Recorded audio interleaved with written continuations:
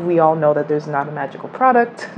There's not a secret out here. It's your routine with your scalp, moisturizing and sealing your ends. Those three. That's it. I can't read your mind, bad as I want to. Baby, won't you let me ride? Hey, it's Victoria and I'm back with another video. I just wanted to come and talk to you guys about 4 things that I've been learning while retaining length with my knotless braids, just with my natural hair journey in general. Yeah, so I hope you all enjoy. If you guys like this type of content, please consider liking the video, comment down below, and join in the conversations. And of course, subscribe if you like this type of content. I make content around ease with length retention, about deep topics on our natural hair, how we perceive our hair, how I perceive my hair on my journey, things pertaining my hair type 4 hair. If you're interested, please consider subscribing.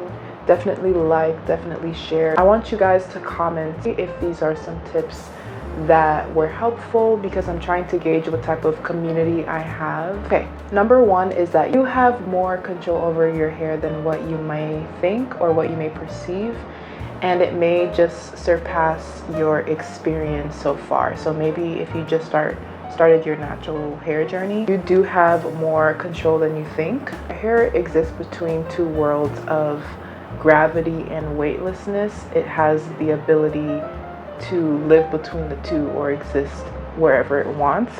And isn't that so cool? Like, we can choose if we want it to be weighed down. You have the control of doing that if you use things like water, use beads, hairstyles like braids, twists. You kind of decide what you want your hair to do and how you want your hair to act based on, it's kind of like a dance with it. Like, you have a relationship with your hair, you have a relationship with her. So like, you are able to gauge what she can and cannot do. And it's like, once you realize what she can and cannot do, you have more of a wide range where you can play and have more freedom and more fun. And I think we just have to remember styles that, you can slick down your hair. I like to do in the shower styles, as in like, it's a quick style. What I used to do would go in, I would wet my hair and I would put my hair in a ponytail while the water was running down my hair.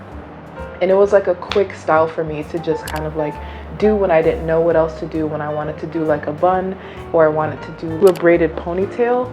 So you can use that to elongate your hair as well. You have your gels and things that you use. Of course, you're going to go in and spray with a liquid or water before you use your gel, and that's if you want a sleek style. Of course, you can rock your hair how it beautifully is in its natural state. When it is defying gravity, when it is weightless, you have the ability to do twist outs, braid outs, and leave it in that wonderful state. You have the ability to create patterns. There's so many things that you can do. And then when you want to also weigh it down, like aside from water, you can use beads. So what I used to do is use like beads for my braids, where you can like weigh your hair down and you can decide what role shrinkage plays. You have more control than you think. But you definitely have, you have some range there, and I just wanted to let you know and remind you. All right, number 2 is that tight styles are still tight styles even when you have braids or protective styles like twist braids. You still need to be mindful of how tight your ponytails are, your buns, whether it's high, low. They can still create place for breakage to happen. So it's just ideal for me to wear my braids down, to wear my braids out. I think it's just best when you have like a protective style like this to just like take the opportunity to enjoy the style, enjoy the ability to have the hair that you're wearing down. I know it can be different if you are wearing your own hair, whether you have beads or you don't have beads, if it's weighed down or not. So that's something to think about. But I did notice when I took down my hair last year that I would do a lot of tight buns on top, and I noticed that there was some extreme breakage there. So you're not exempt from breakage when you have the braids, and you still need to be mindful. Like, your braids, your tight styles, like, you can do them, but you don't have to do them so often. You can do like ponytails that are less tight, you could do them a little more loosely. You can also use a material that's that safe material and not like that rubber band-ish kind of material. Number 3 is that you can set the tone for your protective style in terms of the time that you spend on it, in terms of like just a lot of factors. And I feel like my hair is kind of frozen in these braids. What I mean by that is, when it comes to refreshing my hair, when it comes to restyling, when it comes to washing, when it comes to moisturizing, all these elements, you can decide when you want to do them without the pressure of your style actually changing or looking different. For example, if I'm taking down my braids and I'm starting from the back or from the middle, I have an easier way of kind of just like doing them slowly, group by group, and I can still maintain the look of my style by keeping my hair in a bun, and still going out into the world, and no one knows that I'm undoing my hair low-key. Here, that's an advantage of having like my knotless braids. And then, you know, in terms of moisturizing, like you kind of just moisturize your braids and there's not much to really do. I kind of just like mist my braids. I moisturize it very deeply once a week, and then I mist it throughout the week with in the shower and stuff like that. Okay, number 4 is something that I don't know if people want to hear because we're so ready for all of the growth tips, length retention, but lastly, I want to say that your hair is going to reflect how you take care of you in the end, how you value you in the end. Once I started to take care of myself physically, mentally, it really affected my hair outwardly.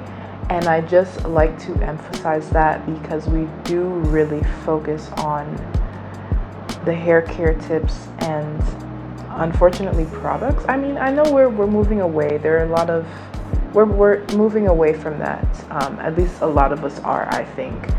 We all know that there's not a magical product.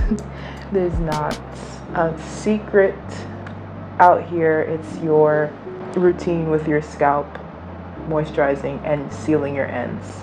Those 3. That's it. Yeah, so I just wanted to remind you, like your diet, your exercise, your mental health, everything. Your hair is a reflection, an extension of you. Your hair is a reflection of within. And wow. Ooh, got that Holy Spirit. Your hair, it's almost like the root of this plant is coming from here. So everything, every part of you, every aspect of your wellness should flourish out. And this hair is a manifestation of the health, the love that you have for yourself. I have developed a relationship with my hair, and I don't want to go on a tangent. It's supposed to be a video where I give you 4 tips and we're supposed to move on. But I feel the spirit moving, okay? This internal, like, really is the basis, the soil for the plant of your hair. So you can't neglect the other things. Just like out of the love for yourself,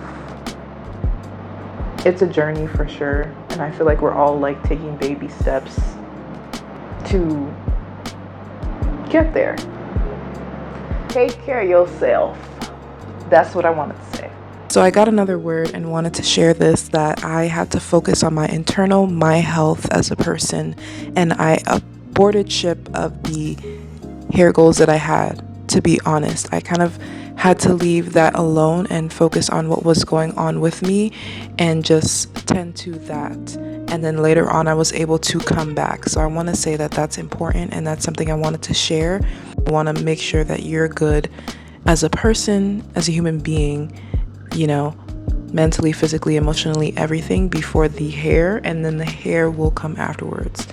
So that is it, guys. Those are my 4 things that I've been learning lately, my 4 tips. And then you can actually check out my wash and moisture routine, because that is definitely important. You want a routine and a regimen that's going to set you up to retain the length. So you can watch that video here, and I'll see you guys in my next one. Y'all know the vibes. Make sure to like, comment, and subscribe, and I'll see you guys in the next one.